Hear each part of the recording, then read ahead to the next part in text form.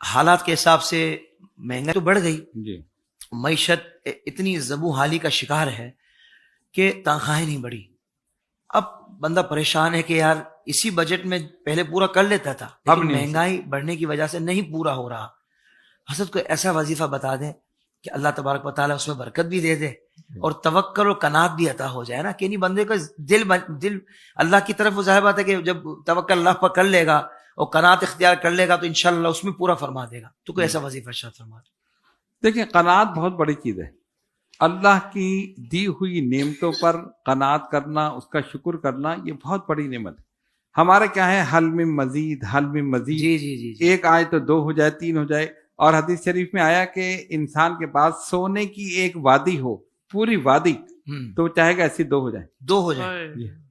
یعنی حرص حوث بڑھتے, قناعت نہیں. آپ دیکھ لیں نا آج کل کیا ہو رہا ہے, آپ دیکھ لیں, جو آپ کے سامنے کہنے کی ضرورت نہیں. ایک بنگلہ ہے تو 2, ایک کار ہے تو 2, اور حوث اتنی ہے کہ جیسے سب کچھ ساتھ لے کے جانا ہے. اللہ, اب پتہ چلا قبر میں گئے تو نیکا مال کے سوا کوئی ساتھ نہیں. تو یہ حرص اور حوث اگر ختم ہو جائے تو عاجزی سے زیادہ پریشانیاں دور ہو جائیں. اللہ, اسی کے لیے قناعت اور اللہ کی ذات پر توکل اور بھروسہ. اس کے لیے قرآنی آیات میں سے ایک ہے, بزرگان دین نے فرمایا حسبنا اللہ ونعم الوکیل. صحیح, اس کا ترجمہ بھی یہی ہے کہ ہمارے لیے ہمارا اللہ کافی ہے اور وہ بہترین کارساز ہے, مدد کرنے والا. حسبنا اللہ حسبنا اللہ ونعم الوکیل. ماشاء اللہ, سورہ آل عمران.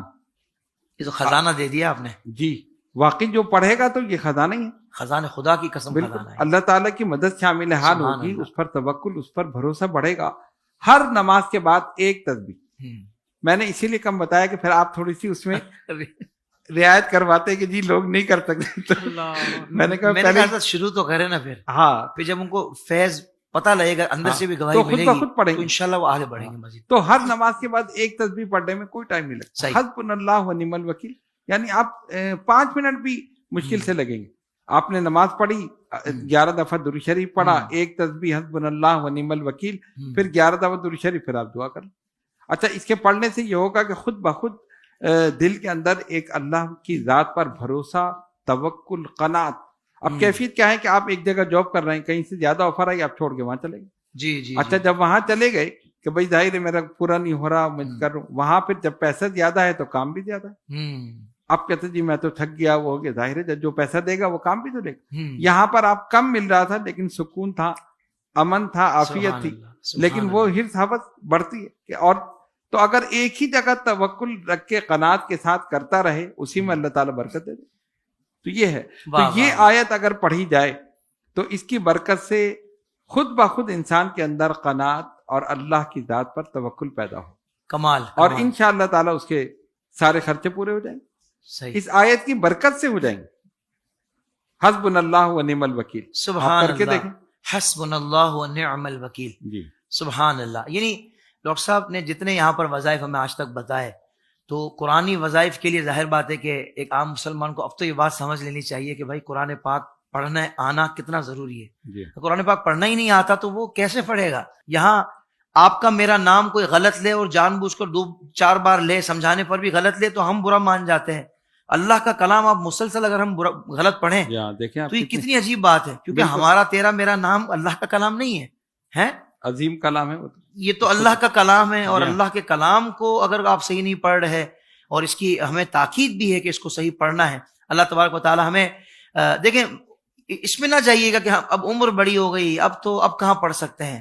الحمدللہ بہت سارے اہل سنت کے ایسے ادارے ہیں کہ جنہوں نے یہ اہتمام کیا ہوا تعلیم بالغاہ, کہ بڑوں کو بھی آپ کے ادارے بھی ماشاءاللہ میں نے سنا وہاں پہ بھی ہے, وہاں پہ تقریباً تمام مدارس میں جگہ ہے ہوتا ہے. اور قرآن پڑھنے کے لیے عمر کی قید نہیں, واہ واہ, اور شرم بھی نہیں. آپ کسی عمر میں چاہیں پڑھ سکتے. آپ اپنے امام صاحب سے پڑھ لیں, مؤذن صاحب سے, ادارے کھلے ہوئے, آپ پڑھ لیں, اس میں شرم کی بات نہیں. کم سے کم اتنا قرآن ہر مسلمان عاقل بالغ مرد عورت پر یاد کرنا فرض ہے, لازم ہے, جس سے وہ اپنی نمازیں پوری کر سکے. اللہ, کم سے کم اتنا, اللہ, اور زیادہ ہو تو سبحان اللہ, جتنی زیادہ. سرکار نے فرمایا جس دل میں قرآن کی کوئی آیت نہیں وہ اجڑے ہوئے گھر کی طرح.